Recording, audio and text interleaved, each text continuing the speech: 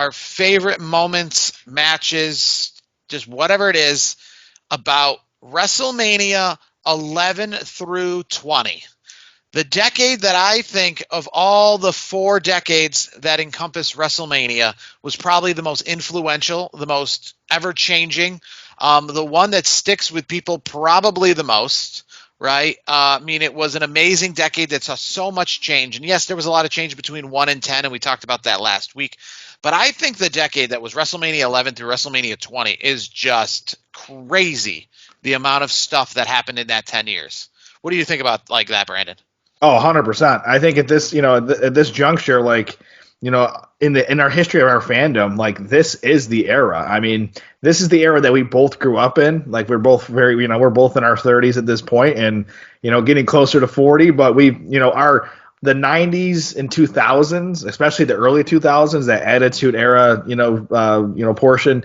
That's what really, I think. I mean, for me personally, I don't want to speak for you, but me personally, that's what really got me. I guess I just said it got me as a wrestling fan, because there's so many great moments, which we're going to talk about, favorite match and the MVP, aka our favorite performer of this time frame. So there are so many great memories and so many great superstars that you can, there's not a wrong answer here, obviously, because it's a personal choice, but there are so many options that people are like, yeah, that makes sense. Like they were all really good. So it's a great decade. This decade in general, because obviously we're not breaking things down by the decades of the 90s, the 80s, the 2000s. We're breaking it down by the decade that was a 10-year period of WrestleMania. Yeah. And it's not so much just about how great everything was in this particular 10-year span of WrestleMania, but just crazy the change. I mean, here's a great example, right? WrestleMania 11, which is starting this essential decade, was the new generation, was one of the worst WrestleManias of all time, was the WWF block logo,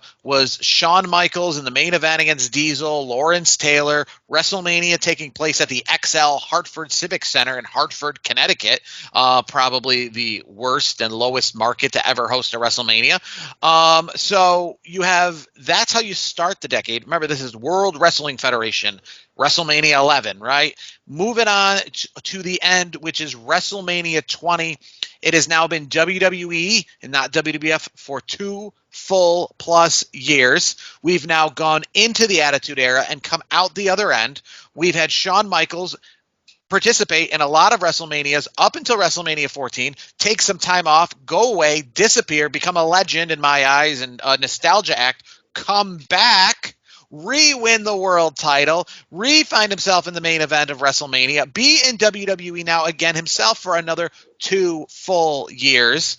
I mean, there was just so much. I mean, Rock and Hogan happened in this decade, but it didn't happen at the beginning or the end. It happened like in kind of the middle of this decade. Yeah. So it's just crazy to think that we went from WrestleMania 11, Bam Bam Bigelow and Lawrence Taylor with Todd Pettengill, and what the world is watching, essentially getting their asses handed to them by WCW. In fact, Nitro hadn't even debuted yet when WrestleMania 11 happened. They were yet to have their asses handed to them, to having handed to then fighting with WCW, to then beating WCW, to then buying WCW, to then re-bringing back WCW, to then getting past re-bringing back. It was like just all this stuff happened in this decade. So a ton of stuff happened. It's hard to pick like an MVP for this span of time specifically because so much happened. I mean, like I said, WrestleMania 11 through WrestleMania 20, we end it with WrestleMania 20, WWE, and it was kind of like in the hills and valleys, because I'm not going to lie. Obviously, the Attitude Era is the peak of that mountain, but WrestleMania 11 was awful. WrestleMania 20 was definitely not the hottest it's been. And then WrestleMania 14 is like sitting in the middle there in the hottest period of all of this. Yeah, no, 100%.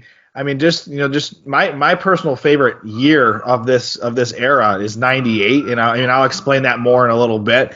But it's there's so many moments. You mentioned it, like we went from Eric Bischoff, going 83 weeks against WWE at that time, WWF, and then he actually obviously WCW, like you mentioned, gets bought out by WWE. And then Eric Bischoff comes and works for Vince McMahon all during this time as well. So there's so many things that have happened. Like it's nostalgic for me and you, I believe, as well, where like The Rock is back, and it's funny because The Rock made his name during this time frame of 1995 to 2004. And ever since then, he's obviously been a mega movie star. So it's like this era, just like when you see The Rock, I harken back to those glory days of me as a fan.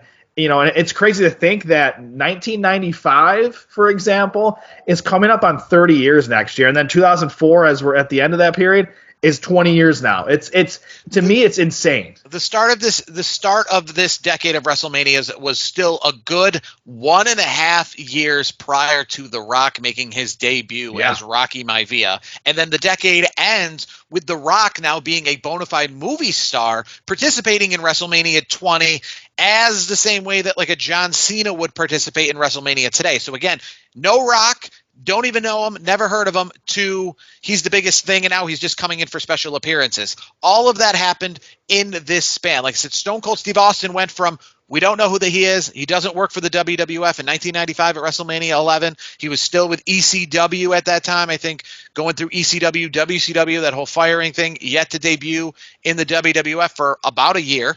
And then obviously in WrestleMania 20, he's at a point where he's a special guest referee of a match. Right. And then obviously WrestleMania 20 is like Brock Lesnar's swan song of heading out of the company after being in the company for such a long period of time. So, yeah, I mean, to just say it went from WWF to WWE, it's not even really doing it. It went, I mean, all over the world. I mean, the XFL came, the XFL went. You talk about Eric Bischoff. Nitro and Thunder went from being not even really thought of yet, specifically Nitro, to completely running their entire course of history to then being out of business to then being Eric Bischoff working for WWE. Like in all of this time, in 10 years. And that's crazy when we get older to think about what can transpire, because when we get on to future decades like WrestleMania 30 to WrestleMania 40, which is the current WrestleMania coming up, I can tell you a lot has happened in the last 10 years. Sure. But to this level, no. I mean, the WWE and a lot of the pay-per-view names are still the same. It's still streaming service. They went from the WWE Network to Peacock, sure. But, I mean, streaming services, the companies themselves. I know AEW started to come to existence. But WrestleMania 30, where Daniel Bryan was leaving as world champion, WrestleMania 40 did not see what we are seeing in this decade. It makes us feel old to think that much can happen in 10 years. And to younger people, that can happen in 10 years. To younger people out there, WrestleMania 30 could have been something they started to watch while they were in elementary school. And now WrestleMania 40, they're still adults, and a lot of their friends have moved on and don't watch wrestling anymore because that's so 2014. So, but it's crazy to think because WrestleMania 20, I was a full-fledged adult at that time. Essentially, I was a teenager still. But I'm purchasing it on pay-per-view. I'm buying it, my friends. I know everything that happened at every single WrestleMania leading up to it. That's why it's so important to watch it, because it is such a historic event. To 1995, I'm not watching wrestling. 96, I'm not watching wrestling. 97, I'm not watching wrestling. 98, I'm not watching wrestling. 99, I'm just starting to watch wrestling. So literally from 99 to 2004, I went from not really knowing anything what WrestleMania is to I have to watch this because I know everything that's ever happened at WrestleMania, and this is the biggest event in the world. So just that 5 years. So you can only imagine what happened over those 10 years. I would definitely say you're probably not picking anything from WrestleMania 11 that is going to stick out on your list. But, you know, it's tough to pick a good match. I mean, I'll kind of go maybe like even down the line. I'm going to give you a few matches that I think really picked out this era. WrestleMania 13, Stone Cold and Bret the Hitman Hart in their submission match. Obviously, WrestleMania 14, where we saw Stone Cold, the crowning of what would be the Stone Cold era, you know, winning against HBK and him going away for a couple of years after that. WrestleMania 16, the ladder match that essentially was the birth of what would eventually be a storied rivalry between the Dudleys, the Hardys, and Edge and Christian, turned into TLC at WrestleMania 17. The many feuds between Rock and Austin through those years. And then obviously Rock and Hogan at WrestleMania 18. Jericho and Shawn Michaels at WrestleMania 19. The crowning of Brock Lesnar through all of that with his shooting star press at WrestleMania 19, where he almost broke his neck, and I don't even know how he's still alive today. So just all of those great things. What are some of your favorite picks throughout the amazing decade? Well, you mentioned it. I mean, to me, it all comes down to WrestleMania 16. That as they worded it, and I'm reading it here because I did go back and watch it this past week. It was the first ever triangle ladder match. So essentially it's just a triple threat tag team match.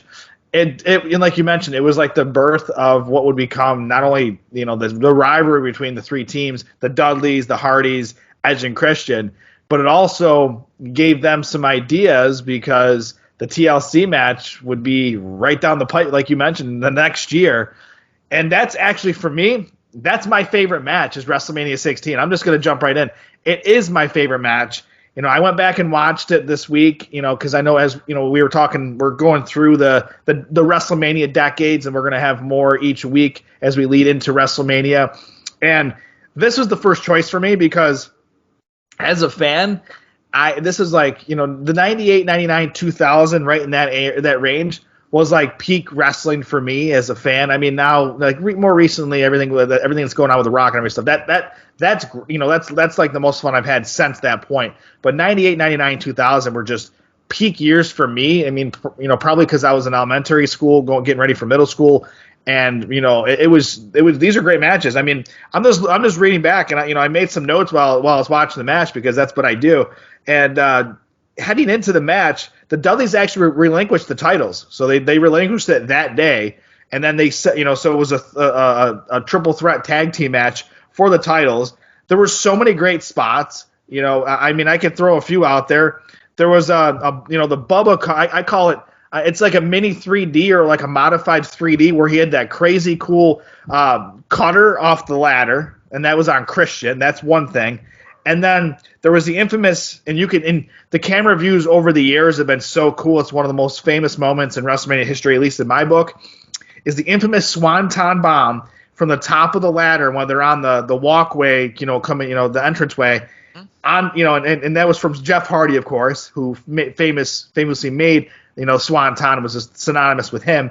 He flipped over onto Bubba Ray Dudley onto the table. It was just a cool spot. I mean, there's other great spots, like there was the Edge spear onto Jeff Hardy off the ladder. Like, I know obviously we followed it up the year later with another really cool spear, but that was to me, I had to put it as the OG because it was the starting point for me. Without that match, you don't get WrestleMania 17. So for me, WrestleMania 16, that was like peak wrestling for me, like as a fan.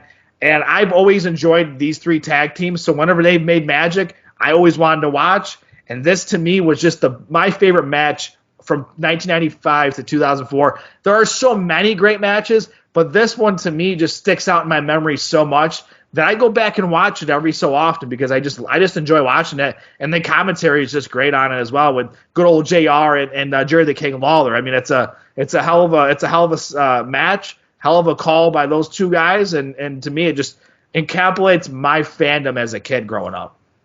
Yeah, I think, one match that gets a lot of credit, but I do understand why I don't put it out high on a list, but still hasn't been repeated to this day, whether WrestleMania or not WrestleMania, is the Iron Man match between Shawn Michaels and Bret Hart at WrestleMania 12. We haven't had another Iron Man match at WrestleMania, and we haven't had another Iron Man match in the WWE, which has gone through zeros through 60 minutes going into a sudden death overtime. In fact, Iron Man matches after that have been like 8 to 7 kind of things.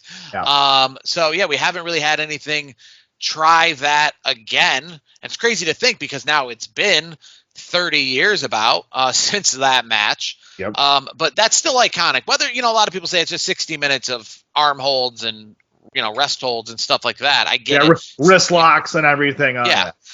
So it's not the most exciting match like you're just mentioning with the tag teams. But it's definitely a groundbreaking match, and Shawn Michaels' entrance there on the zip line is very iconic. I've seen people kind of mention that, if you look back on it, you may not have thought of it then, but you get Shawn Michaels, who has this iconic entrance that still holds up to this day with the zip line coming into the ring, and then his opponent, Bret the Hitman Hart, just coming out. So it kind of foretold maybe who was going to win that match, as you're giving Shawn Michaels a legitimate, legendary, unforgettable, always to be remembered entrance, and then Bret Hart came out like it was nothing else. I always say that's my thing with WrestleMania entrances. My main thing is, I do like how some people get really cool entrances depending on their character, but I love the evenness when it comes to entrances. It's like the Super Bowl. You don't have like one team come out with the helmet going crazy and then the other team just coming out, right? You have it equal. So I would, I like it when you have like Rock and Cena at WrestleMania 28. They both had musical performances. They both came out equally. WrestleMania 22, Triple H and John Cena both had themed entrances. So I guess in a main event setting, it's just WWE doesn't like to do that. They'll give Bianca Belair this huge, great entrance, and then they'll give like Sasha Banks the regular music, and like vice, and they keep doing stuff like that. And similar. But here's the thing, though. I guess my argument with that is Bret Hart to me has always been like the unassuming guy. He just wants to go in the ring and put on a good match. Like he's not like, to me, he's never been the most flashy guy. Which I'm not saying. I don't think he had a fancy entrance ever. No, he never did. He's just not a flashy guy. He just, what he does between the ropes, he cuts a good promo as well. But like he's not the flashy guy. If you expect him to do flashy things, you've never watched Bret Hart. That's just the way it is. Bret Hart is I call him the technical assassin, because every time he was in a match, he made the other opponent look like a technical assassin, because he always made everybody look good. He was just that talented. He was ahead of his time. Obviously you see the Daniel Bryan or the Bryan Danielsons of the world these days, and these technical, like, just battles, like Johnny Gargano, for example, and Johnny Wrestling. So it's like he was ahead of his time. I would say him and his brother are both ahead of their time, because of how much technical ability they had in the ring. I would say that Owen Hart, as we've all heard through the years and through stories that have been told by different superstars that were there during the era, Owen Hart was more of a comedian. He liked to do ribs and things like that. He liked to have a good time. Bret was more serious. He was about business, getting it done, making people look good, get out of the match safely, and then move on. So, like, to me, the whole entrance thing, I get what you're saying, but you know Bret Hart just as well as I do. Not so much with Bret Hart, just in general, like what we see today, where we have like a main event match, and like it's the world championship on the line, and then one person has this super elaborate entrance, and then one person just has their entrance. The only thing I would say, though, it's tough, though, because a lot of times we've seen over the years, they have a live band, that pretty much take up the whole entranceway. So it would be hard to have maybe two different bands, for example, play two different entrance themes. The only thing you could get away with potentially is like if you had somebody who was more, like their music was more hip hop or rap based, where you don't necessarily need, the instruments. You can just use a DJ, for example. So you can have a DJ out. Like John Cena and The Rock. John Cena and The Rock, when they faced off in that once in a lifetime match, both had like equal musical entrances. So I like that presentation. We obviously know what a huge match that was, and I like that they were just treated equally. It wasn't like icon versus icon, but this guy's going to have this crazy thing, and then the other guy's just going to come. It was like match for match. And going WrestleMania 22, same thing. Triple H had the Conan the Barbarian thing. John Cena had the Gangster Mafia thing. So it made it so that they were on equal playing fields. It wasn't just like someone got this huge, awesome entrance. We see that a lot with the women, I think. Like I said, Bianca Belair got this really cool entrance a couple years ago. And or recently, right? Austin Theory comes out to the ring, opening up WrestleMania 39. Then John Cena's got this really cool entrance. Like, I guess you don't always have to have crazy cool entrances, but when you have them, I think they should be tied together with the same match. The only exception I'd give you is The Undertaker, and that he can have some sort of big elaborate, because it's always like his opponents are always like for the feeding of The Undertaker. It's always like they're deadly afraid, right? Like King Kong Bundy, WrestleMania 11, right? He took on King Kong Bundy. The Undertaker's always imposing even without a fancy entrance, and is King Kong Bundy sitting there like in fear as The Undertaker comes. So you don't need to put them on even playing field. It's like the predator versus the prey. So I understand that set situation, but like when it comes to like Cody Rhodes and Roman Reigns this year, or it comes to anybody else, when it comes to any sort of main event matches, whether it's in the past like WrestleMania 38, Brock Lesnar, Roman Reigns, if you're going to give Roman Reigns a big band, you're going to have to give Brock Lesnar a big band. Like it's just you got to kind of equal up. Like I said, it's hard Super to Bowl do analogy. Somebody doesn't come out with the inflatable helmet and the fireworks coming out, and then the other team comes out just like they would any other week. But it's hard though. It's hard though, because like you've been to enough concerts just like I have. Huh? When you have one band playing and then a different band. No, I understand. It's not always bands. Sometimes it's just some weird video. You know what I mean? It's kind of like, I will even say, the WrestleMania 31 Triple H and Sting. Sting's entrance wasn't crazy elaborate. It was like those people playing drums, but it was just something to match Triple H's Terminator. It's just got to be like 1 year, like Rusev came out in the tank, right? So you got to have his opponent also kind of have a special entrance, that kind of thing. That's all I'm saying. If Dom's going to come out right, and the whole shackles and the whole thing, then Ray has to come out similar to like something fancy. You can have two people come out with nothing, that's fine, but it's just weird when you have like this big elaborate entrance for one competitor and nothing for the other. It's like, well, I don't know if you're giving away who's going to win or lose, but it's just like, it's obviously in real sports, right? You know, whether it's March Madness that's going on right now, the Super Bowl, in real sports, somebody be like, hey, yeah. Don't worry though. Cody Rhodes is going to get plenty of the pyro budget, I think. Okay, so like with the WrestleManias 11 through 20 that we're talking about right now, what one thing I'll talk about, and you just talked about Bret Hart being a man who doesn't get a fancy entrance. Well, he had to kind of come out after another fancy entrance, WrestleMania 13, the breaking of the glass, WrestleMania 13, the double turn. That's another iconic. You know, Stone Cold's coming out, you know, with the broken glass at WrestleMania 13. That's an iconic entrance. I don't know why. I mean, I know they've kind of done things similar, but that Austin 316 on the glass, it's cool. Similar. It's just crazy. Simple, but iconic. Yeah, no, it's cool. To me, it's cool. I mean, Stone Cold's had some pretty cool entrances, and his music has evolved over the years too. It's not just always a different version of the glass breaking. Like, we had forceful entry in this period. We had the Disturbed, Stone Cold in this entry. WrestleMania 11, Undertaker was a dead man. WrestleMania 20, at the end of the decade, Undertaker returns as a dead man. Somewhere in between, he's the American Badass. So you have that also to look at. When it comes to picking my Mr. WrestleMania for that decade, it's very difficult because, like I said, you have pre-Attitude Era and you have post-Attitude Era. You have Brock Lesnar in there. You have The Undertaker in there. You have The Rock in there. But my pick has got to be somebody who kind of came a little bit before The Rock. In the end, they might have had similar amount of matches at WrestleMania, but the guy I kind of just mentioned, Stone Cold Steve Austin, he's got to be my Mr. WrestleMania from 11 to 20. He was at WrestleMania 12.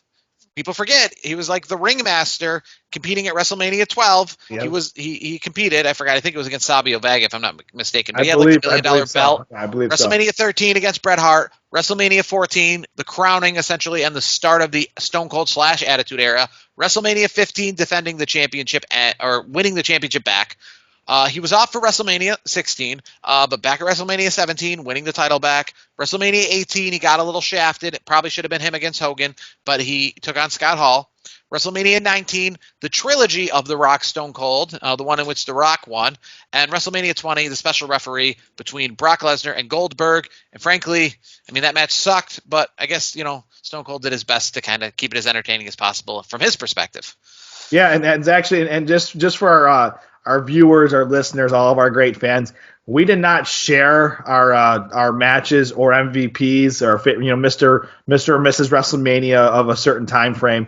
And the reason why I say that is mine is also Stone Cold Steve Austin as well. So everything Jared just said, I was going to say. Jared and I are in agreement. Stone Cold for me he's the most iconic wrestler of my youth. Like, I know The Rock is, you know, the mega star, like he's gone on to do big things in Hollywood. But for me, I don't know if I would be a WWE fan today if it wasn't for the evolution of Stone Cold Steve Austin. I just liked him. Like, it wasn't just at WrestleMania, but like the whole package, whether it was like, you know, putting cement in the Corvette of the former boss. Like, everybody back in that day, like, they loved Stone Cold because he got to essentially just you know, in a way, just kick the crap out of his boss every week. Like, you know, it was so much fun. And from a match perspective, you know, for these WrestleManias, you mentioned it. Like, these were all, you know, they were all pretty good moments, even if he was a referee. But it's, you know, Stone Cold to me is just, he's the epitome of this era for me. And, you know, and just to throw another name out there, if I had to go with a different one, I'd probably would go The Rock as well, because The Rock did have some really good moments during that era. But Stone Cold Steve Austin to me is just, he's head and shoulders above the rest, in my opinion. He just, I stress this to people every day. You know, anytime that I get asked, you're still a fan of wrestling all these years, and I'm like, yeah. I mean, I got the bug because of Stone Cold Steve Austin, and you know, he's always going to be my forever favorite wrestler of all time. You could pick The Undertaker if you want to talk about quantity. 9-0 in that decade, only Oh, yeah. missing WrestleMania 16.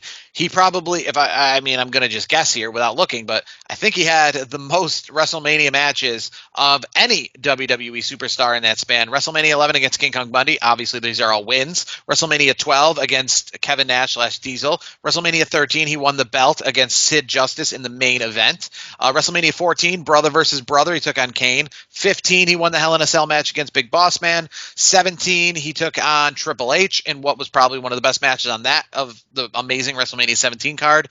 18, he defeated Ric Flair. 19, he defeated Nathan Jones and A-Train in a handicap match. It was supposed to be. He was teaming with Nathan Jones. I think he was taking on Big Show and A-Train. That's a forgettable WrestleMania for him for sure. Yeah, and then WrestleMania 20, another match against Kane. As he returned as the Dead Man. And if you want to talk quality over quantity, you could also pick Shawn Michaels in this period. WrestleMania 11, he went for the belt against Diesel. WrestleMania 12, he was in, obviously, the main event of the Iron Man match. WrestleMania 14, he took on Stone Cold in the main event. And then he returned later on in the decade to compete at WrestleMania 19 in a classic against Chris Jericho. And WrestleMania 20, he's in the main event with Triple H and Chris Benoit. So he main evented the first WrestleMania of this decade, and he main evented the last WrestleMania of this decade. Probably, Shawn Michaels, he had that moment where we were supposed to get Shawn Michaels and Bret Hart in the rematch at WrestleMania 13, but he had to do the whole thing where he had to whine and complain and go home. And that's kind of what led to eventually him taking a bunch of time off, as well as, injuries that we're dealing with. But overall, like I said, quality of Shawn Michaels. Shawn Michaels didn't compete in any bad matches in that period. You can say The Undertaker did, right? I just mentioned a few bad Undertaker matches. You did, yeah. But Shawn Michaels, in every match that he competed in at WrestleMania, was like for the world title, except for a classic Jericho Shawn Michaels match in the middle of the WrestleMania 19 card, which was the best probably match at WrestleMania 19. So four main events and one show stealer in that span. So you can definitely pick him in that period of time as well. You said Miss WrestleMania. I don't know if we're at a point yet where we can really pick a Miss WrestleMania. Maybe Sable. I mean, because the Divas era in that span was just. Hey, I'm just we need a couple decades to get our Miss WrestleMania. Yeah, I mean, I'm alluding to it for later because there are a lot of great women during that time frame that they were labeled divas, but there were some really good wrestlers at that point. Like Chyna comes to mind. She was a badass back in this era. Yeah. So I mean, for me, it's like who knows? Maybe in the next two decades of WrestleManias that we're going to be talking about over the next 2 weeks, there's a possibility there could be a female competitor. And now that you mention it, I feel silly because obviously I'm trying to think, and yeah, this was such a long decade. Trish Stratus and Lita, because they were going out at WrestleMania 20, they were kind of not at the tail end of their careers because we still saw more Trish Stratus and Lita over the next few years. But the heart of like the Trish Stratus and Lita like main eventing a Monday Night Raw, and Chyna, like I said, debuting, coming in, and then by WrestleMania 20, she's out of the WWE at this time. So there actually are a few people in this era. I guess you can do it. I'd have to pick Trish Stratus then. Here's a question: more influential in that time, Trish Stratus or Chyna? Chyna. I would say Chyna because of what she did. I mean, she was the Intercontinental Champion. I mean, that's pretty crazy to think that. No offense to Trish, but Chyna was the Intercontinental Champion, and she was a badass in the Men's Royal Rumble. So like, I don't even care. Like Chyna was one of a kind. She's one of the late Chyna. She was one of one. Rest in peace to Chyna. I mean, so much respect for what she did in the business. Like she was so talented. Like D-Generation X I don't feel like it would have felt the same without her in it because she was a very important member of that crew. Big what if. There's a lot of what ifs in wrestling, and one of the biggest what ifs is what if she became the world champion? There was a lot of talk about her winning the main belt back in the day because, again, she just was way bigger than that women's belt. She was just too big for that. I remember I got excited. She took on Ivory at WrestleMania 17 where, I mean, she just kind of like destroyed her and destroyed most of the women's competition at that time. So let me throw this to you real quick. What I think about, because I there's a lot of similarities to their game. I mean, obviously you can't go like it's like almost like the Michael Jordan, LeBron James part of it. Like it would have been cool if like we got peak China and then Rhea Ripley today, in some sort of match. That like that's another what if. You mentioned what ifs. I just think about that, like how crazy that would have been because that would have been a hell of a match. Yeah, like I mean, not just Rhea, but there's a bunch, right? Oh, Nia for sure. Jax, Jade Cargill. Oh yeah. I mean, it stinks that she didn't live long enough or was in an era where she was allowed to have what would be today equal competition. Like, Oh, right, 100%. like there she was Andre the yeah. Giant, and now she would be, probably still very good, but she would be much more have equal level competition. She wouldn't be just literally head and shoulders above everyone else like she was back then. Yeah, 100%. That's the thing with China. Like she was a trailblazer. She was ahead of her time. Like just her contributions to the wrestling business and for me, like that was part of my youth. This watching her just being this badass woman that just came in and just like. I'm going to destroy the women's division, but I can also take on every dude in this, not literally every dude, but like she could fight dudes, and she was believable that she could beat these guys because of how much of a badass that she was. It's just like you said, unfortunately things happen the way they did for her, and I feel like we just never. I don't think she ever got her flowers, so to speak. WrestleMania 11 was about 2.5 hours, just a traditional pay-per-view length at the time. 2.5 hours was, I guess, kind of long because WrestleMania 11 was actually the last pay-per-view before the start of what would be 12 months a year of pay-per-views, because In Your House 1 debuted about 1 month later in Syracuse, New York, and kicked off what we know today as literally a pay-per-view every single month all around the calendar. But at that time, WrestleMania was one of just the big 5 pay-per-views with Royal Rumble, WrestleMania, King of the Ring, SummerSlam, and Survivor Series. And now we have our monthly pay-per-views. But 2.5 hours was kind of long at that time because the In Your House pay-per-views were only like an hour and a half. So 2.5 hours was like your legit pay-per-view length. And then we end WrestleMania 20, we end the decade with a pay-per-view that was 10 minutes shy of 5 hours on the main card from 7 until 11:50. Now, obviously, that was special occasion, WrestleMania 21, and then thereafter, they kind of got things back under wraps. But the idea of WrestleMania being in just a traditional 3-hour window, that died in this decade. It started out WrestleMania 11 just being just another pay-per-view length, and then with WrestleMania 16, 17, 18, 19, we blew it up till 8 to midnight, 7 to midnight, 7 to 11, those kinds of things, which that tradition stays strong to this day. Even with 2 nights, we're not doing anything 2.5 hours length, no matter what pay-per-view we're talking about. So obviously that'll happen in this decade as well. And we obviously saw from 12,000 people at the XL Center, which was at the time home of an NHL team, but still probably the smallest market that ever hosted a WrestleMania. Was it the Hartford Whalers? Was that the the Hartford Whalers, right? But I mean, the Hartford, it's still just in general, the Hartford Whalers, while they were an NHL team, that did not make Hartford, Connecticut a market, right? It did not make it New York City, Chicago, LA, any of those places. And then in that span of time, we had Astrodome, Skydome, Safeco Field in Seattle, Madison Square Garden, obviously hosting for more sentimental reasons, right? Because they could have probably booked another stadium. So we saw stadium WrestleManias in this span of time with a 12,000 seat XL Center WrestleMania, which I don't even know if it's sold out. And I can tell you, at the time I've seen like advertising. It was one of those that you could go get your hands on some tickets, and it might have sold out, but tickets were whatever it would have cost to go see any other wrestling show at the time. It wasn't like extra fancy premium package or anything like that. Going on to WrestleMania 20, which was back to an arena for sentimental sakes after 3 years of 60,000 plus stadium shows. So a lot happened in this decade. So we'll finalize this decade with your favorite WrestleMania from WrestleMania 11 to WrestleMania 20. Oh man, I'm splitting hairs, but I like that 16-17 era. I'll go for the total show WrestleMania 17. I just think the matches themselves were, I think they were tip top.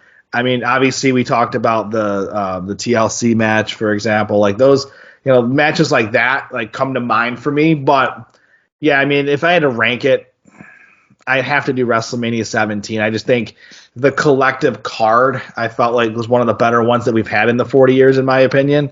Yeah, So definitely. I wish yeah. we picked 16 because 17 is my pick. No We doubt. I've agreed never too much been, today. and I've said this many times, right? It's kind of the thing about getting older. It's kind of the thing about being a wrestling fan. I'm still today, when I watch wrestling, I'm chasing the high. I'm chasing the adrenaline that I had going into WrestleMania 17 as a teenager. Like there was, I can tell you this much. This upcoming year, I will be attending my 10th WrestleMania, and not one WrestleMania I've attended, maybe WrestleMania 23, the first one. I was pretty excited about that. I'm still very excited about all of them.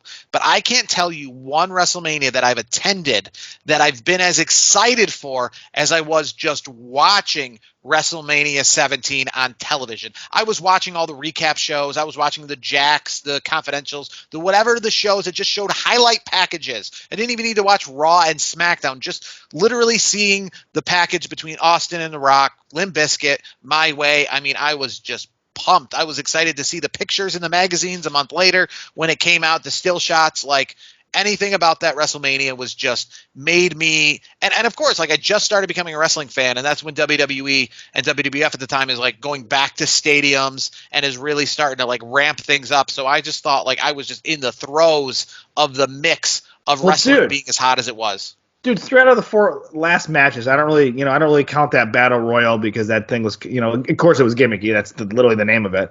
But I like the battle royal because that's fun because you have the awesome matches, but then you also had this. I mean, that's what makes this WrestleMania awesome. But here's the thing for me, like I guess my point is the 3 out of the 4 last matches, taking that gimmicky match out, that battle royal out, you have the Edge and Christian, Dudley Boys, Hardys, and then you have the gimmick match. But then you go Taker, Triple H, Rock, and Stone Cold to finish off the show. Like that is epic for me. That's why I had to go 17. I think that's probably my favorite.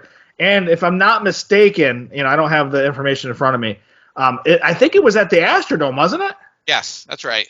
One of my favorite places, one of my favorite domes that that like as a kid growing up, I just loved the spectacle of looking at that dome. I just thought it was so cool. Like football teams played there. Everybody's been there. So it was cool. It's I've always wanted to go check it out for myself because it's just a historic building, and to host Rock and Stone Cold as the main event, pretty cool. It's weird how buildings look, obviously, in comparison. It's right next to Reliance Stadium, and It's still a big building, sure, but next to Reliance Stadium, because Astrodome was built more into the ground and Reliance Stadium is built more above the ground, It's crazy to see how Reliance Stadium kind of now dwarfs the Astrodome, which still is there, because it's one of those kind of things that would probably take more money to tear down than it does to just sit there. And there's still some usage they can get out of it. Not events. I don't think they have any seats in there anymore from what I know.